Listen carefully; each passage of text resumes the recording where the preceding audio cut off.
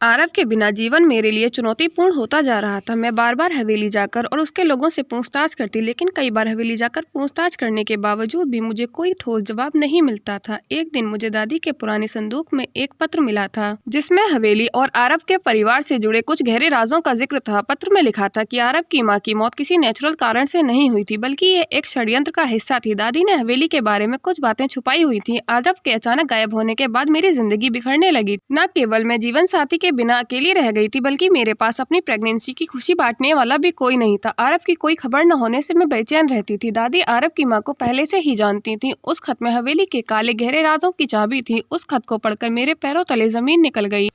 मुझे अपनी नौकरी से निकाले जाने के बाद बहुत ही बुरी परिस्थितियों का सामना करना पड़ा था। मैंने आरव की गैर मौजूदगी में टूटने के बजाय अपनी दादी के अचार के व्यापार को बड़े स्तर पर ले जाने का फैसला किया था। आरव की गैर मौजूदगी और नौकरी से निकाले जाने के बाद मैं पूरी तरह से टूट गई थी, लेकिन मैंने हार मानने के बजाय अपनी दादी के अचार के छोटे से काम को बड़ा व्यापार बनाने का निर्णय लिया। मैंने स्थानीय बाजार में अचार को बेचना शुरू किया। मेरी मेहनत रंग लाई और कुछ ही महीनों में मैं एक सफल बिजनेस वूमेन बन गई थी। अब मैं खुद के पैरों पर खड़ी थी और अपने बच्चे के लिए मजबूत बन रही थी। जब मेरी प्रेगनेंसी की खबर ऑफिस में फैली तो मुझे कंपनी की पॉलिसी को फॉलो न करने का इल्जाम लगाकर नौकरी से निकाल दिया गया। ये मेरे लिए एक बहुत बड़ा झटका था, क्योंकि मैं आर्थिक रूप से कमजोर थी और मैं किसी पर निर्भर भी नहीं रहना चाहती थी।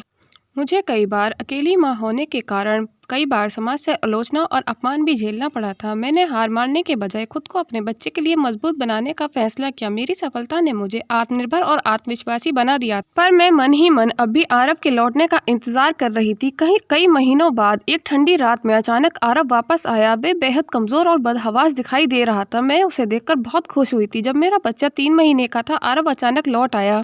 मैं उसे देखकर भावुक हो गई, लेकिन गुस्से से भी भरी हुई थी। मैंने आरव से पूछा कि तुम इतने महीनों तक कहाँ थे? क्या तुम्हें हमारी शादी, मेरे हालात या हमारे बच्चे का ख्याल नहीं आया? आरव ने खुलासा करते हुए कहा कि उसके दादाजी ने उसे अपनी विरासत और परिवार की इज्जत बचाने के लिए हवेली में कैद कर रखा था। वह तुम्हें अपने परिवार के रूप में स्वीकार नहीं करना चाहते थे। मुझे मेरे दादाजी ने हवेली में कैद कर रखा था। वे चाहते थे कि मैं तुम्हें हमेशा के लिए भूल जाऊं और तुमसे दूर हो जाऊं।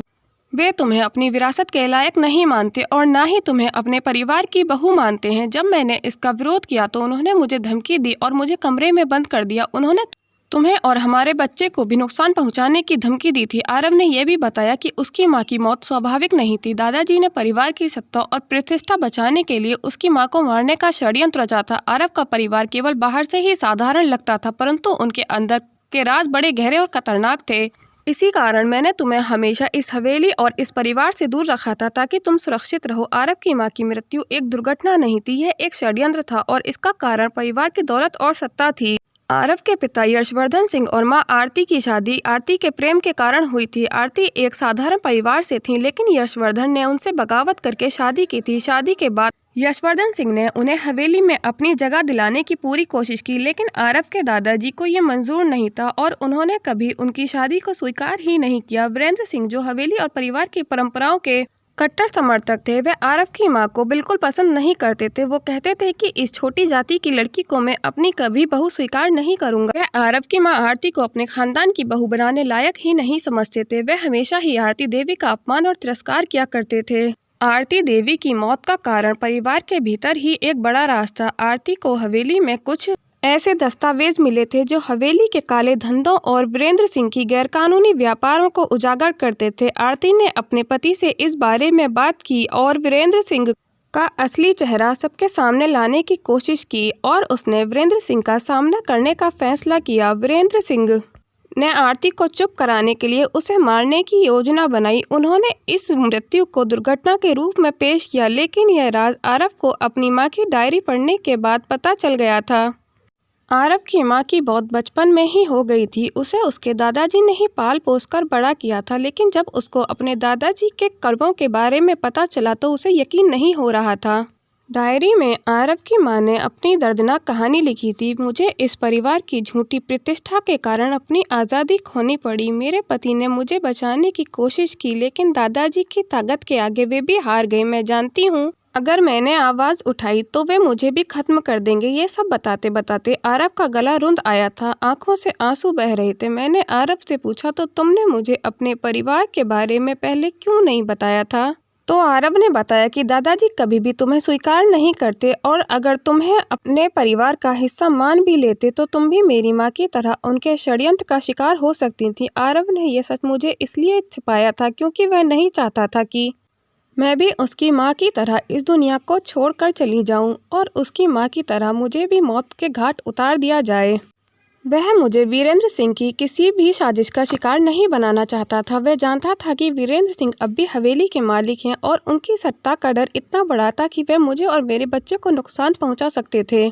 वीरेंद्र सिंह पहले ही आरव को कई बार धमकी दे चुके थे कि वह किसी साधारण लड़की को परिवार में नहीं आने देंगे। आरव खुद अपने परिवार के काले सच से थक चुका था। वह चाहता था कि उसकी शादी और जीवन पारिवारिक राजनीति से अलग रहे। आरव को अपनी मां आरती की मौत के पीछे का षड्यंत्र पता था। उसे डर था कि अगर मैं भी इस सच्चाई में उलझ गई तो मैं भी खतरे में आ जाऊंगी। जब मैंने हवेली में अपने कदम रखे तो आरव डर गया था और वह बहुत ज़्यादा डर भी महसूस करने लगा था। वीरेंद्र सिंह ने आरव को स्पष्ट कर दिया था कि वह अगर हवेली में मुझे लेकर आया तो वह आरती देवी की ही तरह एक और दुर्घटना को अंजाम देंगे। आरव के दादा वीरेंद्र सिंह ने आरव को धमकाते हुए कहा कि तुम्हारी माँ ने हमारी परंपराओं को तोड़ने की कोशिश की थी, उसके साथ क्या हुआ ये तुम जानते हो ना। अगर तुमने या तुम्हारी पत्नी ने हमारी परंपराओं को तोड़ने की कोशिश की तो अंजाम उससे भी बुरा होगा। आरव ने मजबूरी में चुप्पी साध ली और मुझे खतरे से बचाने के लिए खुद को हवेली के एक अंधेरे कमरे में कैद होने दिया। आरव को हवेली में कई महीनों तक कैद करके रखा गया था। उसे सिर्फ खाने के लिए दिया जाता था और उसे किसी की भी कोई खबर नहीं दी जाती थी। एक दिन मौका पाकर आरव ने हवेली से भागने का फैसला किया और वह इसमें कामयाब भी हो गया था। आरव ने मुझको सब कुछ बताने का फैसला किया। आरव ने मुझे अपने परिवार के बारे में पूरा सच बता दिया था। मैंने आरव के साथ मिलकर इस साजिश का पर्दाफाश करने का निश्चय किया। मैंने चुपके से हवेली में जाकर सबूत इकट्ठा किए। वहां मैं भेष बदल कर गई थी। वहां मुझे एक सीक्रेट रूम मिला जहां परिवार की सभी गुप्त दस्तावेज और आरव की मां की डायरी भी रखी थी। आरव ने यह सबूत लेकर पुलिस में शिकायत की। मैंने और आरव ने जो सबूत पुलिस के सामने पेश किए थे उनसे वीरेंद्र सिंह के सारे काले धंधे और उसकी साजिशें उजागर हो गई थी। हवेली जो एक समय शक्ति और डर का प्रतीक थी अब न्याय और स्वतंत्रता का प्रतीक बन गई थी। कानूनी लड़ाई लंबी और कठिन थी लेकिन अंत में न्याय हमारे पक्ष में हुआ। दादाजी की साजिशें सबके सामने आ गई थीं और उन्हें गिरफ्तार कर लिया गया था।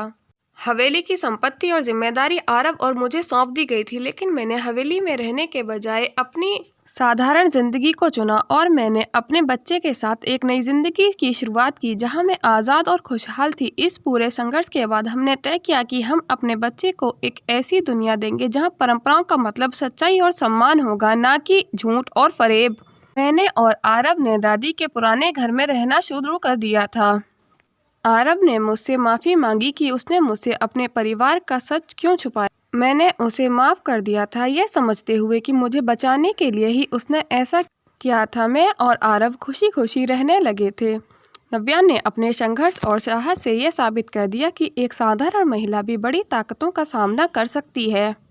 नव्या ने अपने आत्मसम्मान की रक्षा करते हुए इस बुरे समाज का सामना किया और अकेले ही अपने बच्चे के लिए एक मिसाल बनकर खड़ी हो गई।